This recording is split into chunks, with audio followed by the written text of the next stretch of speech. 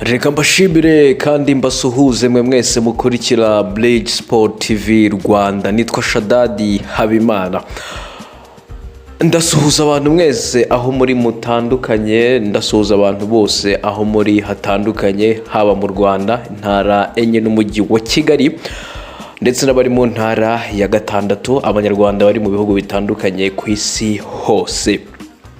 Tugeze muri ka kanya rero tugaruka mu nkuru ziba ziri kugenda zivugwa mu makuru atandukanye y'imikino, ariko twibanda ku ngingo ziba zigenda zivugwaho cyane. Uyu munsi turaza kugaruka ku nkuru igendanye n'ikipe ya Tottenham Hotspur. Ese turibaza tuti Tottenham irafata umwanzuro kuri Harry Kane, irabyitwara mite?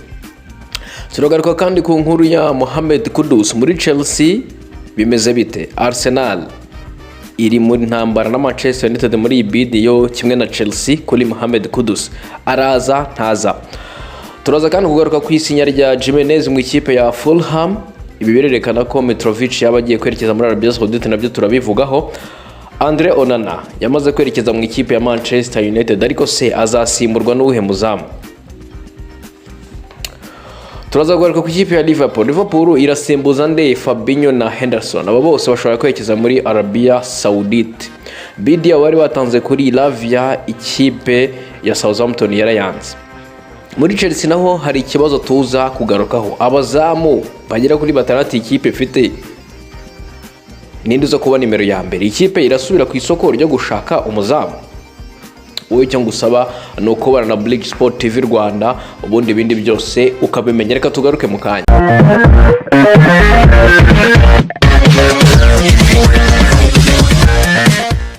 Reka nanone rero mbashimire kandi mbaha ikaze. Icyo mbasaba nanone ni cya kinini, gukora subscribe, like, share, comment kugira ngo tumenye niba ibyo dukora mubikunda cyangwa se munabishyigikiye, icyo twakongeramo, ikiburamo n'ibindi byose kugira ngo dukomeze kubana kandi dutere imbere twese, amakuru abagereho, natwe dutere imbere kandi chaîne yacu ikomeze gukura kandi ikurikirwe cyane. Reka duhere mu ikipe ya Tottenham Hotspur. Ibinyamakuru bitandukanye muri Tottenham byo bikomeza kuvuga ko ikipe igitsimbaraye ku kugumana Harry Kane, ariko ikipe ya Bayern Munich kare yakinnye umukino n'ikipe ya Manchester City. Manchester City batsinda ibitego 2-1. Bayern Munich biravugwa ko chief executive wayo na technical director yitwa Mario Nipi, aba bose batigeze bajyana n'ikipe ya Bayern Munich muri pre-season iri kubera mu Buyapani.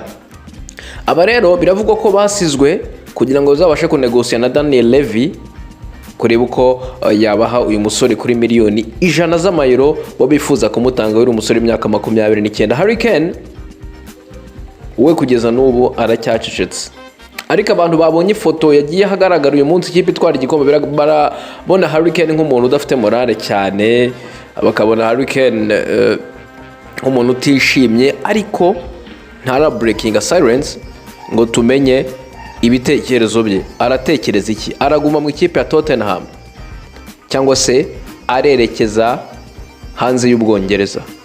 Araguma mu Bwongereza se agiye mu yindi kipe? Ni ibintu bikomeye cyane kuri uyu musore umaze imyaka myinshi muri ikipe ya Tottenham Hotspur. Amakipe amwifuza, mureka ko ikipe ya Manchester City igeze gutanga miliyoni 100 z'amapaundi zirangwa mu myaka 2 ishize. Ubu rero abantu benshi ntabwo baza kazoza kuyu umugabo. Bayern Munich ikomeje ibiganiro biri concrete talks, biri concrete cyane na Tottenham kugira ngo barebere hamwe icyakorwa. Indi ngingo rero ya kabiri dufite uyu munsi ni ingingo igendanye n'uyu musore w'umunyagana akina ku ruhande cyangwa se ashobora gukina hagati yataka, yitwa Mohamed Kudus, akina mu ikipe ya Ajax. Biravugwa ko lease clause ye ari miliyoni 40 z'amayero.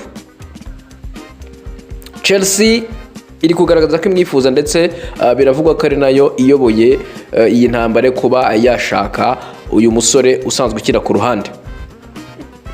Arsenal nayo iri gutanga bid ya miliyoni zisaga 31, ariko byumvikane ko Chelsea yavuga iti miliyoni 40 twe turazigeza uyu musore turamushaka. Manchester United nayo yinjiye mu rugamba rwo gushakisha uyu musore. Urabizi ko yakoranye n'umutoza Erik ten Hag. United rero nayo yinjiye mu rugamba rwo kuba yamushaka. Aya makipe ariko yose bakavuga ati se Mohamed Kudus muramuzana nibyo koko azakina hehe? Manchester United bakabwira bati ufite Sancho, ufite Rashford, ufite Anthony, wenda Elanga muramugurishije uyu musore araza abe squad player. Bakajya ku ikipe ya Chelsea bakayibwira bati ufite Noni Madueke, Ziyech ntaragenda, ufite Sterling, waguze Enkunku, ufite Mudlik, ufite ba Angelo, uyu musore araza yicare. United rero nayo yamaze kwinjira muri iyi ntambaro yo gushaka Mohamed Kudus. Iyi nayo ni affaire à suivre kubera ko biraza gutuma dutegereza cyane kugeza igihe transfer zizasorezwa.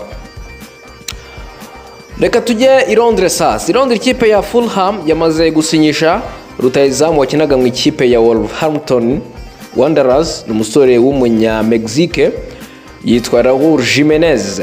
Jimenez yasinye kuri miliyoni 5 z'amapaundi avuye mu ikipe ya Wolves. Umusore abantu bamuzi muri iminsi akina afite akabandana ku mutwe kubera ikibazo yigeze kugira ndetse akenda kuhaburira ubuzima mu kibuga. Raúl Jiménez rero igurwa rye n'umutoza Marco Silva abantu benshi babibonye nk'ifungurwa ry'imiryango kuri Aleksandar Mitrovic umunyaserbia uri kwifuzwa n'ikipe ya Al Hilal yo muri Arabia Saudite. Al Hilal yatanze miliyoni 20 mu ikipe ya Fulham. Irabwiye ati se Fulham mwafasha amafaranga mukatwihera rutahizamu biko bigaragara ko yabarambiwe akizira mu ikipe yacu. Al Hilal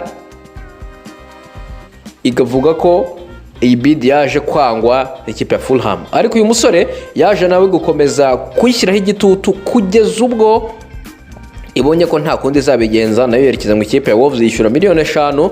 Raúl Jiménez baramugura aza muri iyi kipe. Bikaba bigaragaza ko rero igihe cy'urukundo cyangwa se nta nkuru itagira iherezo Aleksandar Mitrovic yaba agiye kwerekeza muri Arabia Saudite. Reka dukomereze mu Butaliyani. Mu Butaliyani murabizi ko umusore Andre Onana yamaze kwerekeza mu ikipe ya Manchester United kuyasaga miliyoni 52 z'amapaundi. Uyu musore rero kuberekeje muri United birumvikana ko ikipe ya Inter Dome igomba gushaka umusimbura. Yari yageze mu ikipe ya Bayern Munich ishaka umuzamu w'umusuwisi Jan Sommer, ariko Bayern Munich nayo ikavuga ati turarekura Jan Sommer. Manuel Neuer ni mukuru, imyaka irimo iramujyana kandi ntaramera neza, biragenda bite? Biravuga ko rero ikipe ya Bayern Munich yabaze kuba yakwegeza mu Bwongereza mu ikipe ya Brentford ikababwira ko yifuza umuzamu David Raya, no munya Espagne ukina ikipe ya Brentford. Bikaba bivuga ko Jan Sommer aramuka yerekeje mu ikipe ya Inter Domira. Ikipe ya Bayern Munich nayo leta ishora intwaro zayo zose z'amafaranga mu ikipe ya Brentford igure uyu musore David Raya. Eka twerekeze muri Liverpool. Liverpool rero biravugwa ko abasore bayo babiri Fabinho na Jordan Henderson babagiye kwerekeza muri Arabia Saudite. Umwe ashobora kwerekeza mu ikipe ya Al Nassr, undi akerekeza mu ikipe ya El Ittifaq ya Steven Gerrard. Liverpool ababizi bari bazi ko umutoza Jurgen Klopp yari yavuze ko azakinisha abasore batatu mo hagati, no kuvuga Macarista umunya-Argentine bakuye mu ikipe ya Brighton, hakavugwamo Fabinho umunya-Brazil usanzwe akina muri ikipe, ndetse na Henderson. Akavuga ati iyi trio yanjye iri hagati uzayicika zansinde. Ariko noneho aba basore biravugwa ko bari hafi kwerekeza muri Arabia Saudite. Liverpool yari yatanze bid ikomeye cyane mu ikipe ya Southampton, ikipe yamanutse mu cyiciro cya kabiri iri ku mwanya wa nyuma mu mwaka ushize w'imikino. Bari bayitanze ku musore w'umubirigi witwa Lavia, zari miliyoni 33 z'amapaundi bari batanze. Iyi bid rero ikipe yarayanze, ikipe ya Southampton yarayanze, ivuga ko uyu musore niba batagije kuri miliyoni 50 atazagurishwa. Nanabibutsa ko uyu musore arimo yifuzwa ku rwego rwo hejuru n'ikipe irimo Chelsea ndetse na Arsenal. Arsenal ariko bikavuga ko iyi deal yayijyamo ari uko Thomas Partey yaba avuye muri ikipe, mu gihe Chelsea nayo ikonsideringa kugura Lavia mu gihe deal ya Caicedo igikompliza cyane nayo yaba yanze. Abantu bakavuga ati Liverpool irasimbuza nde Fabinho, wenda Henderson bakinisha uriya musore Macalistel, ariko se kuri Fabinho ninde uri buze? Abantu benshi bakavuga bati se nta kuntu bafata Alcantara bakamusubiza inyuma gatoya, na affaire à suivre. Ariko Liverpool nayo bigaragara ko nyine iri ku isoko ry'umukinnyi ukina kuri nimero 6 rwose niko bihagaze. Reka rero dusoreze mu ikipe ya Chelsea. Ikipe ya Chelsea rero ifite ikibazo, yarekuye umuzamu wari nimero wa mbere wayo Edouard Mendy yerekeje muri Arabia Saudite. Edouard Mendy rero nyuma yo kugenda, ikipe ya Chelsea yasigaranye abazamu barimo Kepa Arrizabalaga, Marcus Bettinelli, Gaga Slonina, Eddie Beach ndetse na Lucas Bergstrom na Jamie Cumming. Muri aba mvuze, uyu Eddie Beach, Lucas Bergstrom na Jamie Cumming bose basanzwe babarizwa muri akademi ya Chelsea. Bose ni abana bakuriye Cobham muri akademi ya Chelsea. Kepa Arrizabalaga, nyuma y'umukino wahuje ikipe ya Chelsea n'ikipe ya Brighton Hove Albion, umutoza Mauricio Pochettino yaravuze ati uyu muzamu rwose kumufatisha nka nimero ya mbere ukazagira byinshi wizera kuzageraho ni ikintu kigoranye cyane. Niyo mpamvu ndi gusaba ubuyobozi bwanjye kuba bwanshakira umuzamu. Abo Chelsea rero iri kuvugwaho ko yifuza harimo umufaransa ukina mu ikipe ya Milan AC Marc Maignan. Chelsea ikavugwa ko yifuza umuzamu wa Atletico Madrid Jan Oblak, ariko bigoranye dore ko mbere yuko inagura Kepa nawe yifuje, ariko baza kwica amafaranga menshi iyi deal iyivamo. Abafana benshi ba Chelsea rero bakavuga ati se mwahaye amahirwe abana batoye mugaha wenda umwanya Gaga Slonina cyangwa se Jamie Cumming kaho bagiye bakina bagiye bigaragaza neza.